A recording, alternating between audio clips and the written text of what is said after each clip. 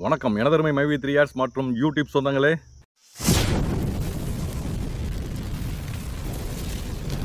நாம் அனைவரும் ஒன்று கூடி பயணிப்பது நமது கோப்கார் பிடிஎம் ரமேஷ் யூடியூப் சேனல். என் இனிய காலை வணக்கம். எல்லாரும் எப்படி இருக்கீங்க? தம்பி ஒருத்தர் நேற்று ஃபோன் பண்ணி போன ஒரு வீடியோ போட்டிருந்தீங்க. அதில் என் உயிர் தோழன் படத்தை பற்றி சொல்லியிருந்தீங்க. ஆனால் டீட்டெயிலாக எனக்கு புரியல, அதை சொல்லுங்கள் அப்படின்னாவில். ஒன்றும் இல்லை, இது அரசியல் விளையாட்டு. அதாவது ஒரு பிஸ்னஸ் மேன் வந்து என்ன பண்ணுவாங்கன்னா, தனக்குள்ளே இருக்க ஆள் மேலேயே பழியை போட்டு தான் நல்லா இருக்கிறதுக்கு வழி பண்ணுவாங்க. அதாவது இவங்களா ஒரு ஆளை அடிக்கிற மாதிரி அடிப்பாங்க, அழுகிற மாதிரி அழுவாங்க. இதுதான் அதோட ஸ்கிரிப்ட். அந்த படத்தில் வந்து என்னென்னு பார்த்தீங்கன்னா, என் உயிர் தோழனில் ஹீரோ வந்து அந்த கட்சிக்காக பயங்கர விசுவாசமாக பாடுபடுவாப்புல. நோட்டீஸ் ஓட்டுறதுலேருந்து எல்லா விஷயத்துக்காகவும் ரொம்ப செயல்பட்டு ரொம்ப பாடுபடுவார். கடைசியில் அவரை குத்தி கொலை பண்ணிவிட்டு அனுதாப ஓட்டு வாங்கி ஜெயிச்சு மேலே வருவார். இதுதான் லாஜிக். இதேமாரி ஒருத்தங்களை யூஸ் பண்ணிக்கிறது, யாரோ அதர் பர்சனையோ யாராவது யூஸ் பண்ணிக்கிட்டு இவங்க அவங்க கெட்ட பேர் எடுக்கிற மாதிரி, இவங்க நல்ல பேர் எடுத்து மேலே வர மாதிரி ஒரு பிம்பத்தை உருவாக்குறதுக்கு தான் அது. டீட்டெயிலாக என்னால் சொல்ல முடியல, ஏன்னா டைம்ஸ் ஓடிட்டுருக்கு. ஏன்னா அதே 30 நிமிஷத்துக்கு மேலே ஓடிட்டுது. அந்த ஒரு காரணத்துக்காக தான் அது போடல. அப்புறம் பார்த்திங்கன்னா, இன்றைக்கி எல்லோரும் சேம் ஒரே கொஸ்டின் கேட்டுட்ருக்காங்க. எப்படின்னா, அழகாக பணம் வரும்போது ஒரு பேச்சு பேசுனீங்க, பணம் வராத போது ஒரு பேச்சு பேசுகிறீங்க. ஆமாம், பணம் வந்தால் யார் சார் பேச வேண்டிய அவசியம் இருக்குது? இதில் யார் பேச வேண்டியிருக்கு?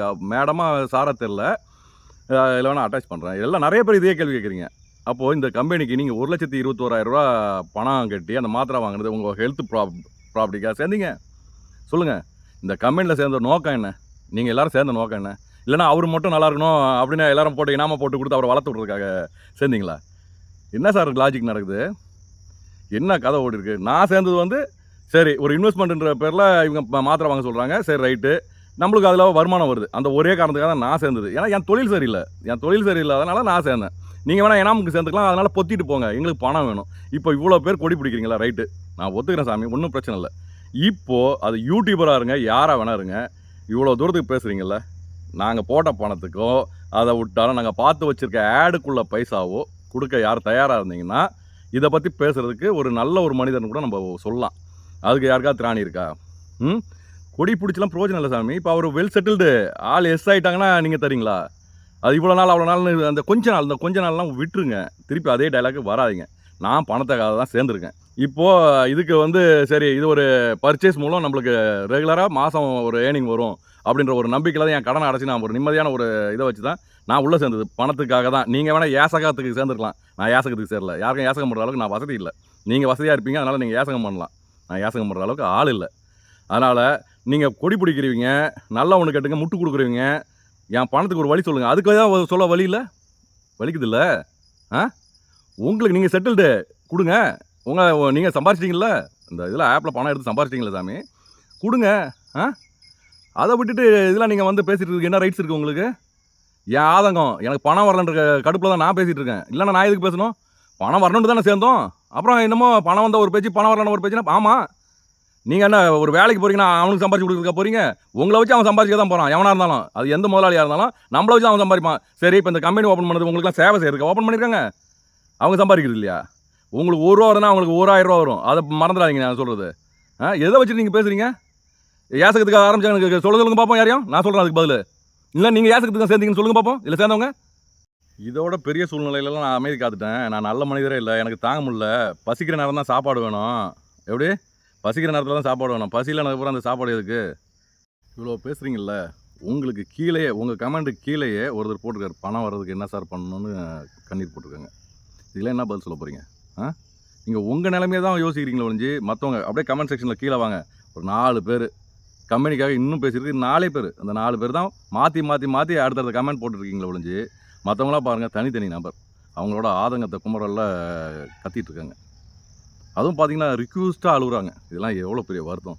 அடுத்தவங்க வயிற்றுச்சல் சும்மா விடுமா? அவங்க பாவம்லாம் என்ன சிந்திக்கிறீங்களா? ஏன்னா நாங்கள் என்ன யாசகத்துக்காக கேட்குறோம்? உங்கள்கிட்ட எல்லாம் பிச்சை எடுக்க வந்திருக்கோம்மா. எதுக்குமா நாங்கள் நிற்கிறோம்? எங்கள் பணம் எங்கள் உரிமை நாங்கள் கேட்குறோம். இதில் உங்களுக்கு என்ன பிரச்சனை? நீங்கள் வாங்கிட்டீங்களா, வெல் செட்டில் இல்லை, ஒதுங்கி போங்க. இல்லை நீங்கள் கொடுங்க, உங்களுக்கு கொடுக்க முடிஞ்சால் வந்து கமெண்ட்ஸ் பண்ணுங்கள். அப்படி கொடுக்குறதா இருந்தால் உங்கள் அட்ரஸ் கொடுங்க, இத்தனை தேதிக்குள்ளே உங்கள் பணத்தை செட்டில் பண்ணுறன்றது உறுதியாக சொல்லுங்கள், நாங்கள் வந்து நிற்கிறோம். எல்லாம் மனசில் அப்படியே குமரிக்கிட்டு இருக்காங்க. சரி, தெரியுங்களா? அவங்க ஆதங்கத்தை கொட்ட முடியாமல் இருக்காங்க. இப்போ அவங்க ஆதங்கத்தை சேர்த்து நான் கொட்டிகிட்டு இருக்கேன். தம்பி, நாங்கள் தான் அப்பாவின்னு நினச்சோம், எங்களுக்கு மேலே நீங்கள் ஒரு அப்பாவியாக இருக்கீங்களே. ஒன்றும் இல்லையா, நாங்களும் தெரியாத்தனமா சேர்ந்துட்டோம். இன்னும் நீங்கள் அதை நம்பிட்டு இருக்கிறது பெரிய விஷயம். அவ்வளோ பேருக்கும் வருமானம் தந்தாங்கல்ல. ஆமாம் தந்தாங்க. அப்போது எங்களுக்கு தரலையே. ஒரு பெரிய மீனை பிடிக்கணும்னா புழுவை போடணும். புழுவை போட்டு ஒரு சின்ன மீனாவது பிடிக்கணும். அந்த சின்ன மீனை பிடிச்சதுக்கப்புறம் அந்த சின்ன மீனையே இரையாக்கி பெரிய திமிங்கலத்தை பிடிக்கிறதுக்கு வழி பண்ணுவாங்க. இதுதான் நடக்குது. செம்ம காமெடி பண்ணிட்டீங்க போங்க.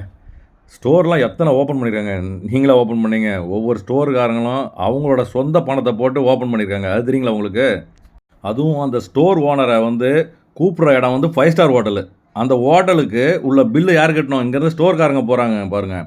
அவங்க சாப்பிட்றதுலேருந்து தங்குற ரூம் வரைக்கும் இவங்களோட செலவு தான். கம்பெனி செலவு கிடையாது. சரிங்களா? எதுவுமே கம்பெனி ஏற்றுக்காது. ரொம்ப முட்டு கொடுக்காதீங்க. ஐயோ ஐயோ! படா தோஸ்து 10 வாங்கிட்டுருக்காங்க. இந்த படா தோஸ்து வாங்கியிருக்காங்க. உங்கள் பணமான்னு கேட்டிருக்கீங்க. இந்த 1,00,000 வச்சு என்ன பண்ண முடியும்? எங்களை மாதிரி பல லட்சம் பேரோட பணம். அதை புரிஞ்சுக்கப்பா. அது மட்டும் இல்லாமல் இந்த படா தோஸ்து வாங்கி எங்களுக்கா கொடுத்துருக்காங்க? சொல்லு. எங்கள் எல்லாருக்கும் பிரிச்சா கொடுத்துருக்காங்க? அவங்களுக்கு கம்பெனி பேரில் தானே இருக்குது. எங்கள் பேரில் எழுதி கொடுக்கலையா? கொடுக்க சொல்லு அப்படின்னாலும்.